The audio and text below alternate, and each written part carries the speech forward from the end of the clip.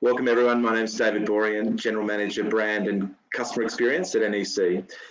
This is an extraordinary time to be in business, to be part of a community, and generally in our lifetime it is an extraordinary time. I'd like to start by acknowledging the traditional owners of the land and pay my respects to elders past and present.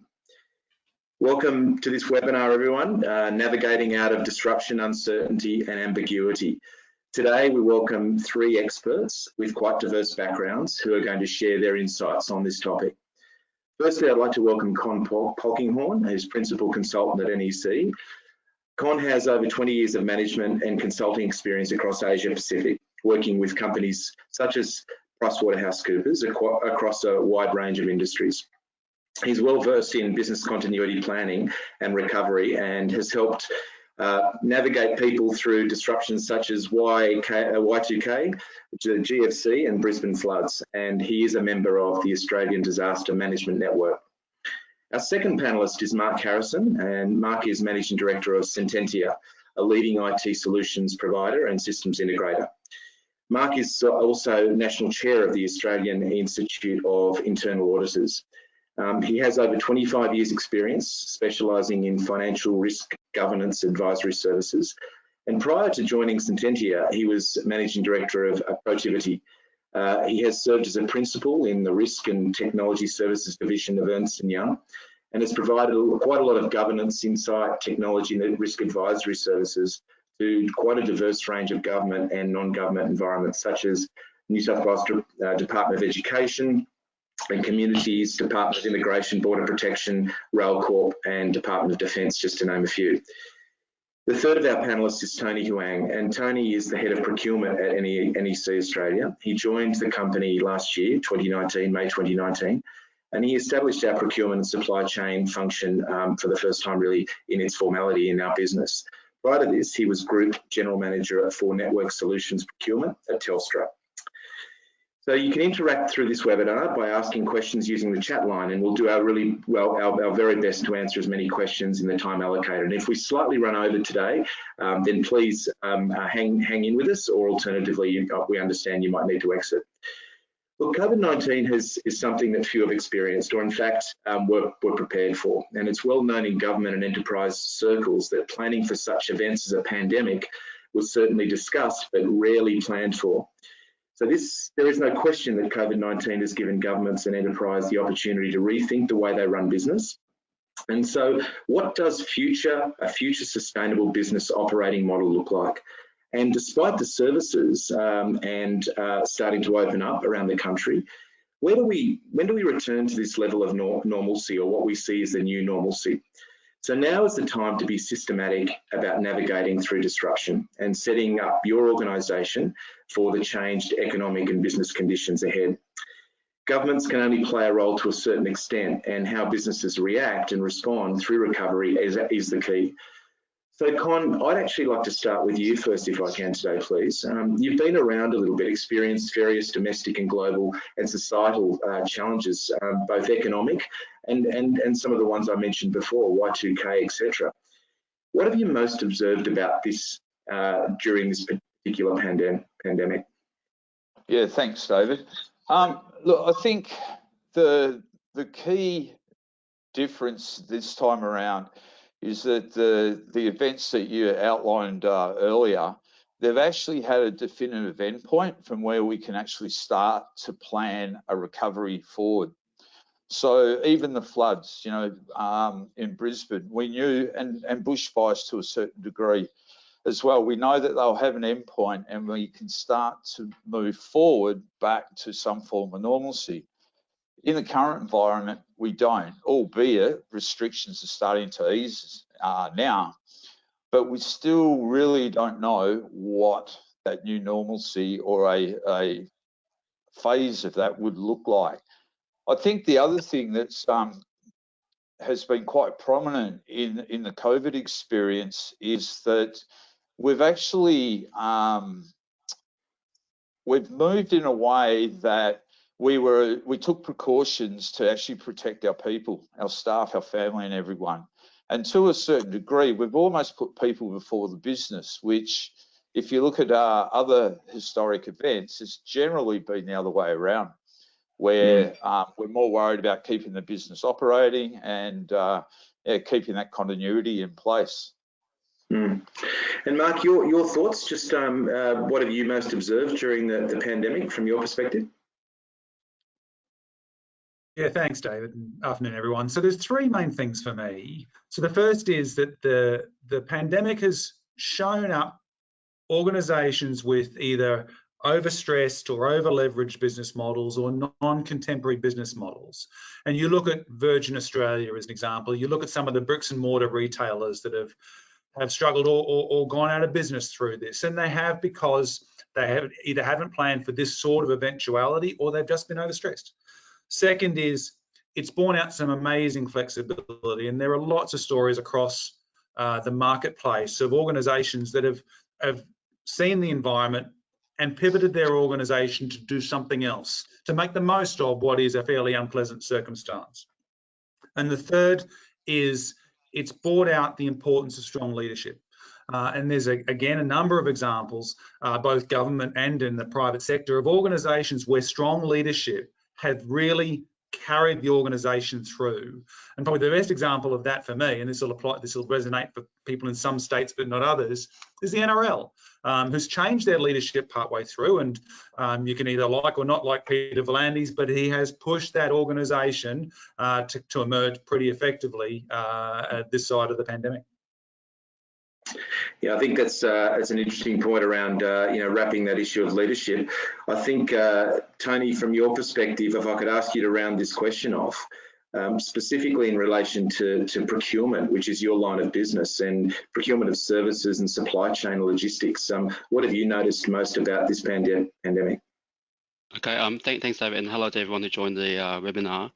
Obviously, this pandemic significantly impacted the supply chain. It also shows us how interconnected we are globally across the different countries, different geographies. As everyone's got an experience so far, this is very different to the previous events, especially for supply chain. That in the previous event, usually it's localized to either a specific country or region, or impacting a specific part of the value chain as such. This pandemic impacts every part of the supply chain. Down to sourcing for raw material, down to upgoing to the customer demand. I guess one of the positives I can draw out of this is that it showed us how we can actually make successful transformations in the future. Who would have thought that we'd be doing this webinar at home, in a few months back, and we would have thought that's possible for all of us to be working from home, and our kids to be learning and doing online learning as such, right? So our homes now turned to be an office, turned to be a school. And I want to say, yeah, I was turned to a pub because we do almost virtual catch up with our friends and families now. Yeah, it certainly has been a time of just tremendous and in some cases radical change from that perspective. So the concept of a lockdown was actually a foreign concept. That actual term was a foreign concept up until sort of 12 weeks ago.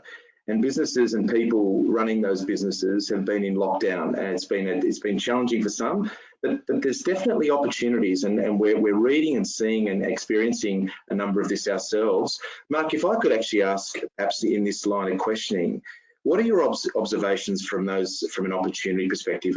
How do we move toward this new way of working? But clearly, there's risks. You're in the risk business, but given your background and experience, how should we view the future and this next phase, particularly with this economy? Is it right for the opportunities that are presenting themselves?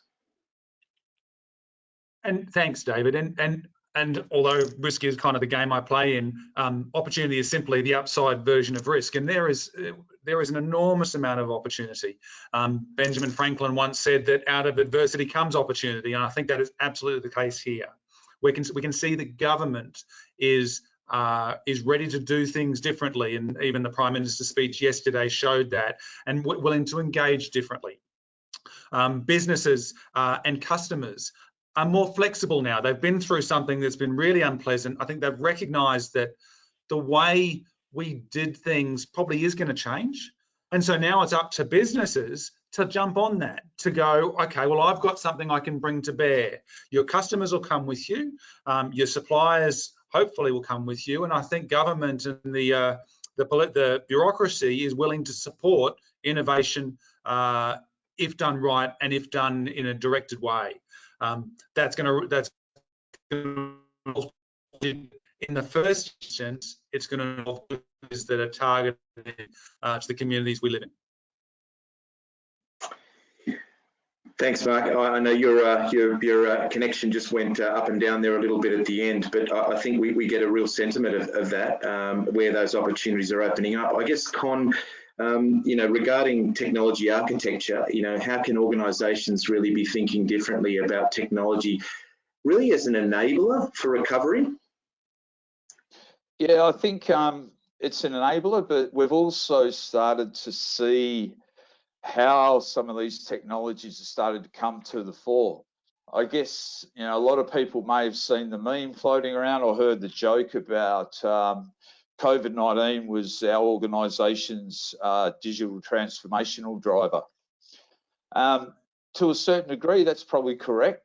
What we have seen over the last 12 weeks is a lot of organisations, especially in the health and financial services, have actually flexed quite rapidly to mobilise the likes of their contact centres so that their agents can work from home.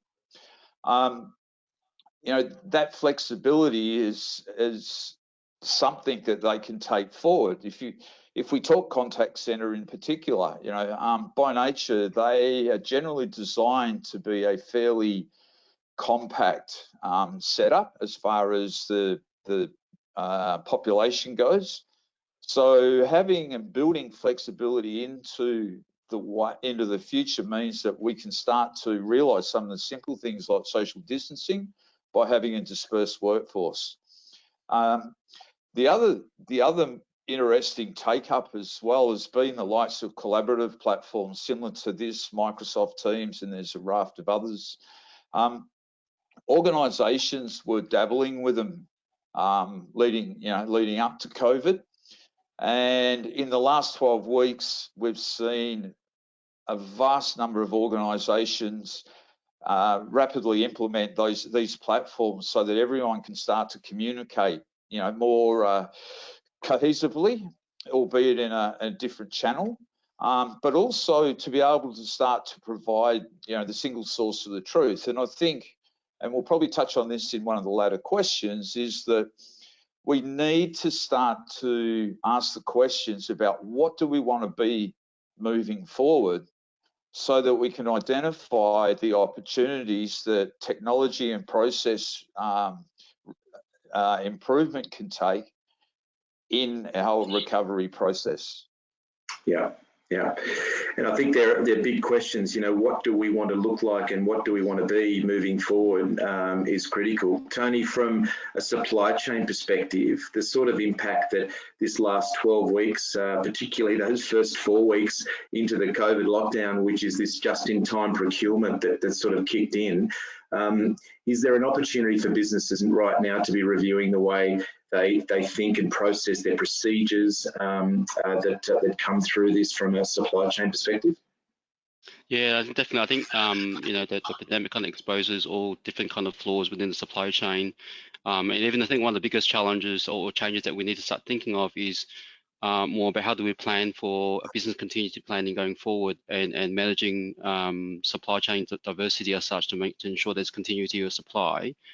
I can give one example. I think in the past we've been thinking about, when you look at mitigating continuity of supply, is looking at diversifying it, doing multi-country, multi-locations, sourcing different countries, etc. I think a lot of conversations now whether they should be doing on-sourcing, whether they should be doing a China +1 strategy, and in particular example in regards to like contact center as a really good example is that a lot of the organizations, not just within Australia, kind of outsource their contact center function to a third in another country, like most likely either in Philippines or in India.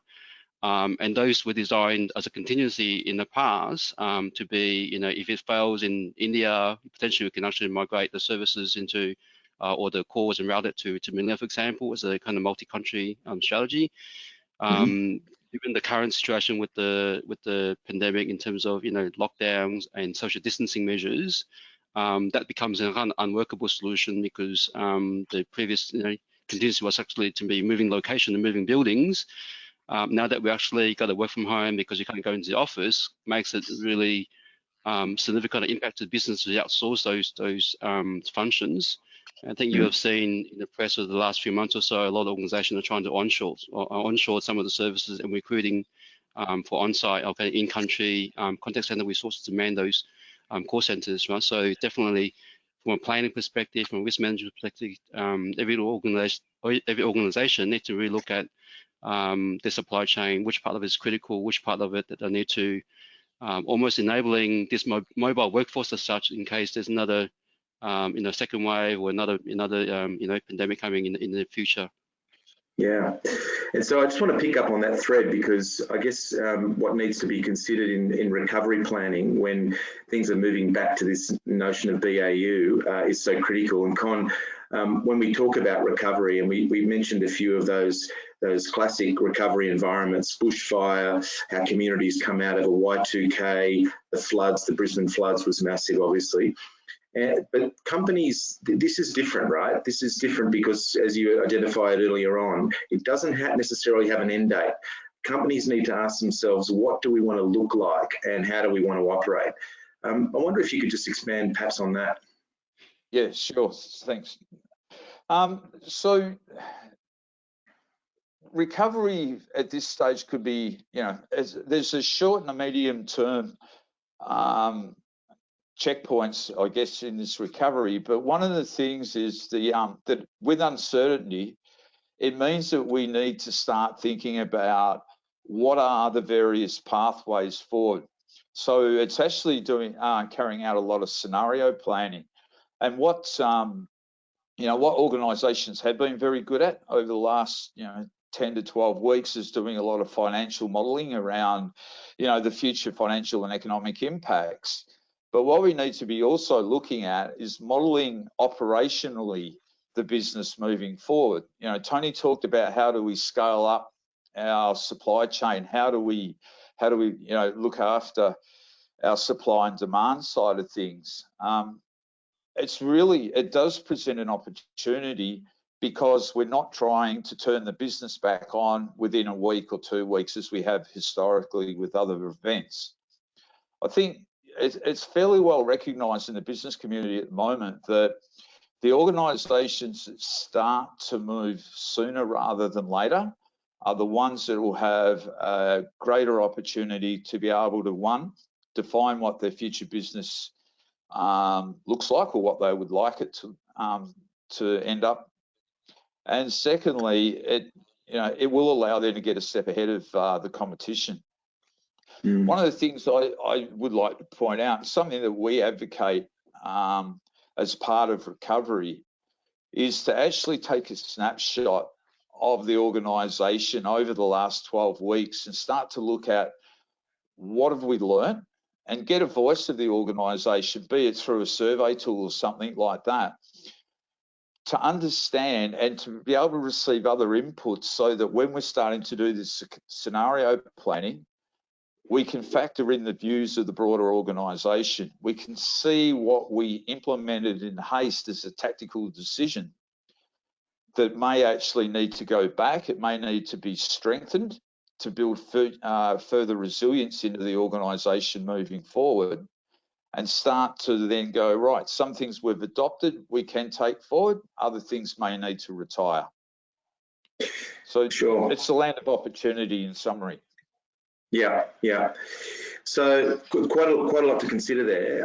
Tony, from a recovery planning perspective, this notion of getting back to BAU, and as Con highlighted, a lot of scenario planning, a lot of learnings. From your perspective, the impact on supply chain logistics when considering that question. Yeah. So I mentioned previously that the pandemic kind of exposes all sort of deficiencies in your current supply chain, right? Whether if you have a lot of manual processes in the past, you're not going to work in the in the current environment. If you have a lot of different interactions and you don't have any information from the suppliers or upstream or from a demand planning perspective, it's going to be a failure. I think an efficient supply chain really depends on how close we can connect and interact across all parts of the supply chain, both upstream and downstream.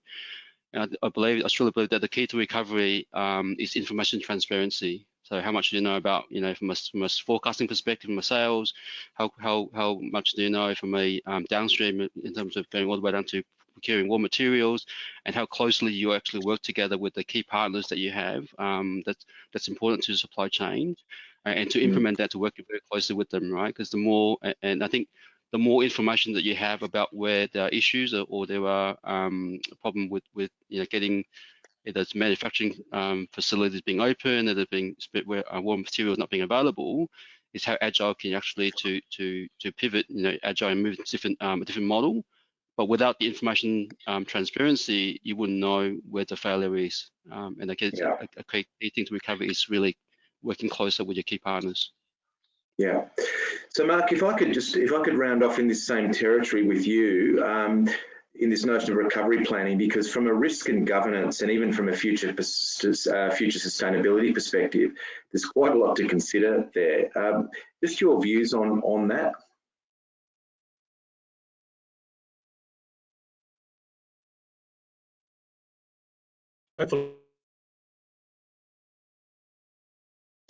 Looks like Mark's voice suddenly got muted. We're struggling to get you, Mark. Not getting any audio there. Sorry, There you go. Yeah. Okay, is that better?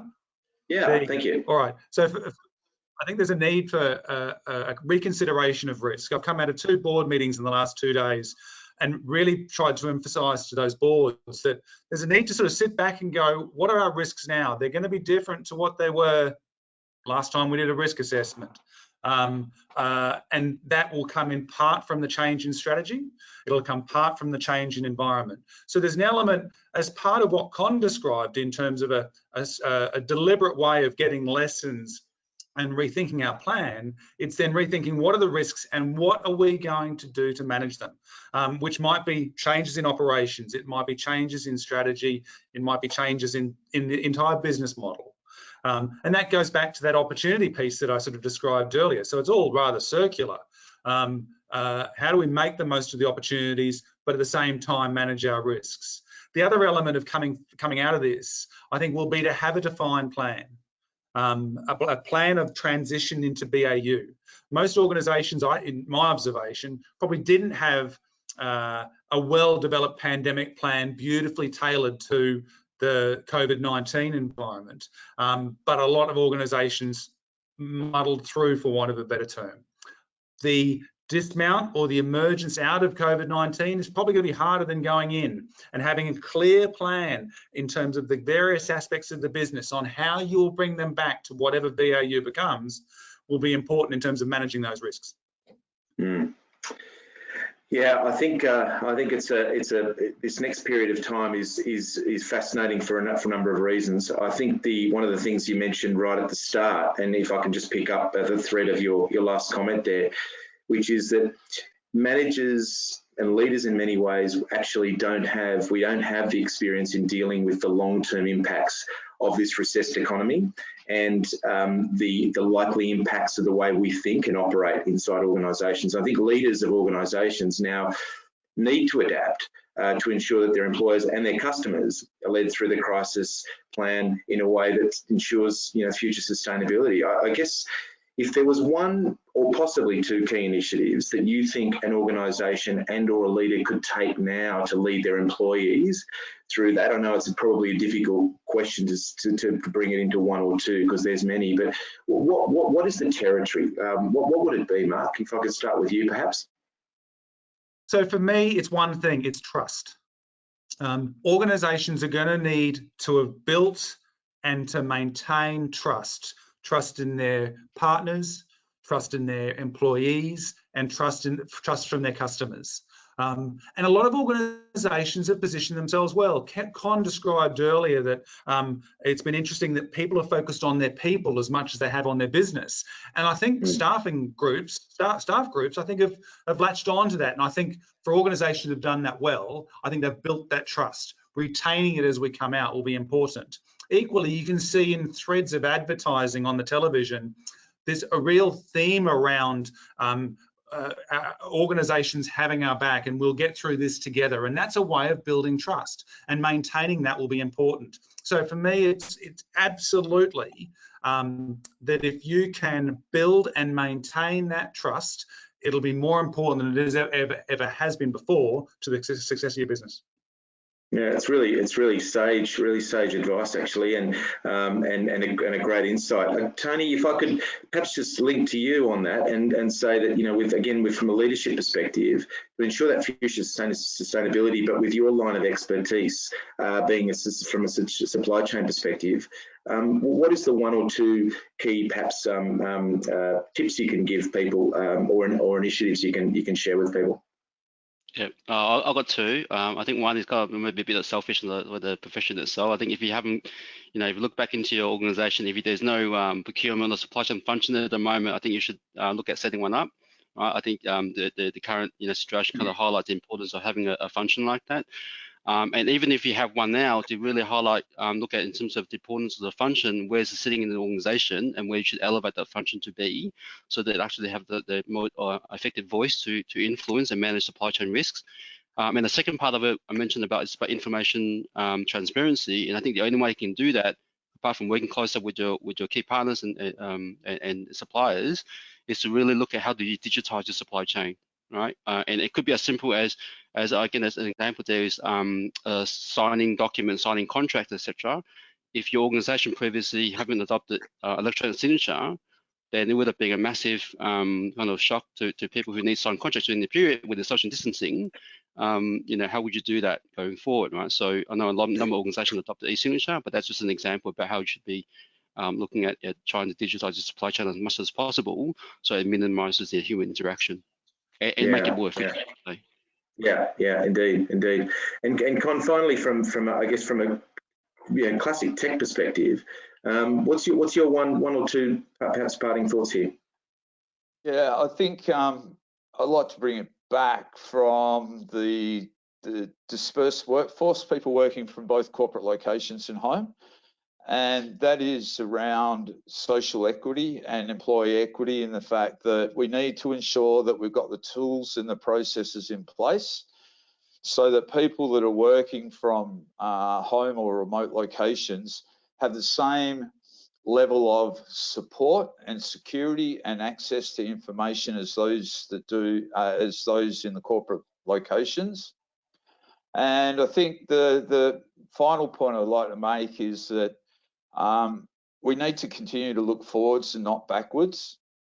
And business continuity and recovery planning is actually a value on investment. And by that, what I mean is that if you've got a modernised plan that's reflective of the organisation, so we're talking about ongoing refreshing of that plan or modernising of that plan, the real value of that plan really comes to fruition when it needs to be enacted. And yeah, that's it. That's great. And look, I might we've had a question, and just perhaps this will round off the webinar quite well. And Mark, I think if you're still with us, I might just perhaps direct this question to you. And this is the question. It's picking up from the first theme from earlier. It's fair enough to model financial, operational impacts on business, but do you have any thoughts on how organisations manage staff culture and morale through this mid to long-term impact, particularly given the aftermath of COVID? And here the examples were cited was, you know, both through dispersed workforce, sustainability, video chats, you know, redundancies, job security. There's so many issues there. So that the theme of that question is really around, you know, managing staff culture and morale through the mid to long term through the impacts. So there's a couple of parts to that, to my mind. So first, there's an element of transparency. So a number of things we've talked about through this has been around our organisations are going to change. Having our people on the journey of that will be really important. And Con talked about ways to kind of get our staff group involved in that. And I think we should make the most of that, because otherwise people will feel they're being left behind. They'll lose that sense of trust that I think people have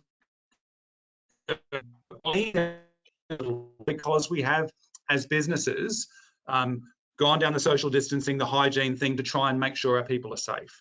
So that transparency is important. The second is just doing things differently. I've seen some really fascinating examples of consultancies that are sort of setting up around how to get the employee experience in this different environment.